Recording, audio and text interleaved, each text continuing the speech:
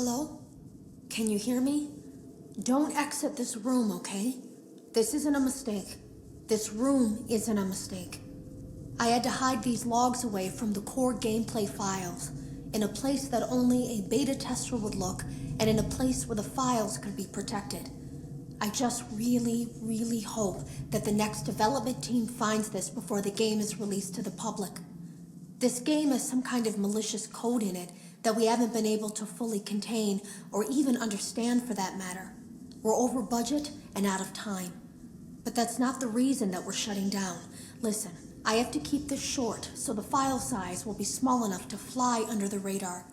There are more. They may not be in order. I saw it for the first time today. There was a character I couldn't make out who it was, standing at the end of the hall. I thought it was just bugged out, so I made a note of it and kept playing. But then it was looking in the window, and not like Chica or Bonnie would. It was like it was actually looking in the window, seeing what I was doing. I heard a pretty heated conversation this morning between Dale, our manager, and someone else on the line. It really feels like this project is in trouble, in no small part because of the lawsuit, I'm sure. There has to be a lawsuit, there's no way there isn't. It happened in this building just a few doors down from me. I think it's made worse by the fact that Jeremy tried to tell us something was wrong. But as a dev team, we all just saw it as a challenge to find what the problem was and fix it. Who could have known that? I have to go. Have you ever heard of a guillotine paper slicer? It sounds made up, but it's an actual piece of office equipment. I didn't even know we had one in the supply room. I guess they're more common at businesses that do a lot of graphic design work. I remember seeing one when I was still in school, and even then, I knew how dangerous it looked. I was always afraid of losing a finger. That seems so silly now. Jeremy used to do design work. I guess that's how he knew it was there. The drawers have been emptied out. Someone was here. I don't think it was spring cleaning either. No, there was plastic on the floor. Someone was definitely here during the night. It had to have been the client.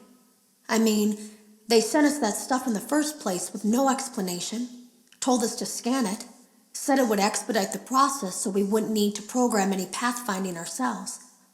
It was a budget thing, I guess. It was just junk, circuit boards and things like that. Looked pretty old. Somehow, though, there was usable code on some of it. It seemed to take hold by itself. Things started changing. But then, he started appearing. At least that's what Jeremy said. I came in early that morning. No one else was there. At least that's what I thought. The supply room was lit. I didn't even notice Jeremy standing in the testing room as I walked past. The supply room was so bright, glowing from all the way down the hall.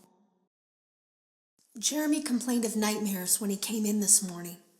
He wasn't talking about it like someone telling a friend about his dreams, though. He was pale, looked like he hadn't eaten in days.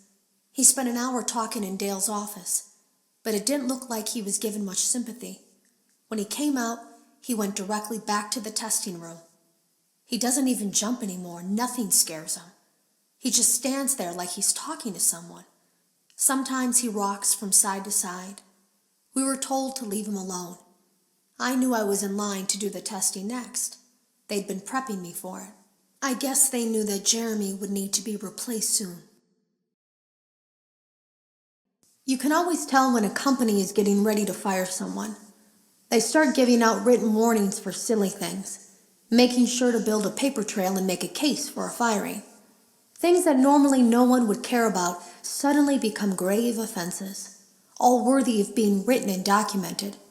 I guess it works two ways, because it also encourages a person to quit rather than be scrutinized so heavily. I think Jeremy was too far gone to consider that option, though. The thing about it is that I don't think they were going to fire him because of anything he was doing wrong. They just knew he'd seen something. They needed to discredit him. There was something that looked like a Halloween mask laying on the floor. I didn't understand. Ink must have spilled. It was only then that I heard a shuffle from the testing room and realized Jeremy must be there. I went back and peered in the window. I couldn't see his face. He had the visor covering his head. He had ink spilled on himself as well. The front of his shirt looked black in the dark room. He turned his head in my direction, but I don't think he knew I was there. I was told I had 3 days to finish Jeremy's work, but I know it's just passing the time. They don't really expect me to do anything. It's just to keep up appearances until the buyout is complete. We have to look like we have things under control. There's another potential development studio that wants to pick up from here, but who knows what kind of lies they're being fed to convince them to do it. Against my better judgment, I'm going to do my best to see what's here, make notes of it, and try to isolate where this thing is hiding. At least then the next person that tests this will have a chance of getting rid of it. Today was my last day of beta testing, and the anomaly that I've been seeing is nowhere to be found. But after inspecting some of the files, it seems that it's attached itself to these logs. My logs. That can't be an accident. So now I have to make a choice. Do I leave these logs here for you to find, or do I try to purge this thing myself by destroying the logs?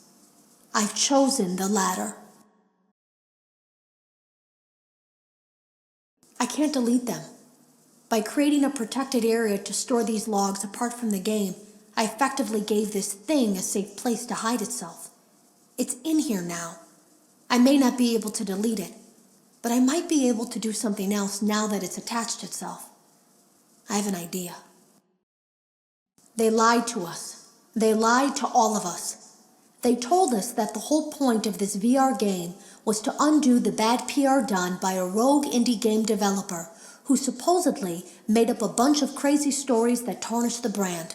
But that's not true at all. In their haste to develop this VR game and clear their name, they sent us some things I don't think they intended us to see, such as a hard drive containing emails between Fazbear Entertainment and a certain indie developer. Fazbear Entertainment hired the game developer. Those indie games were designed to conceal and make light of what happened. This isn't just an attempt to rebrand. It's an elaborate cover-up, a campaign to discredit everything. I ran a fragmentation program on the area of memory that was storing these logs for you. I effectively broke the files into pieces and broke the anomaly along with it. That means that you won't have my warnings to guide you, but hopefully it also means that this anomaly, this virus, or whatever it is, will remain broken and unable to do more damage. Hello.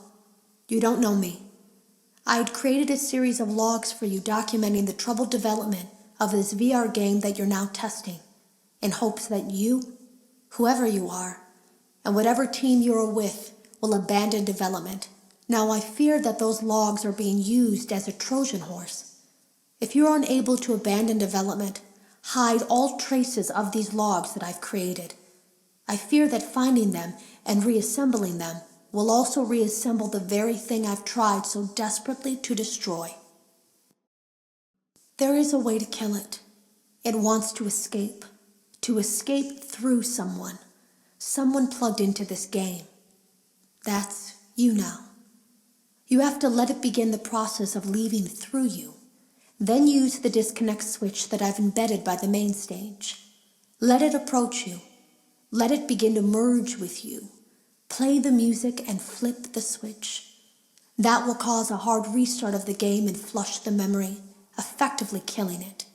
I hope. I don't know when it will come for you.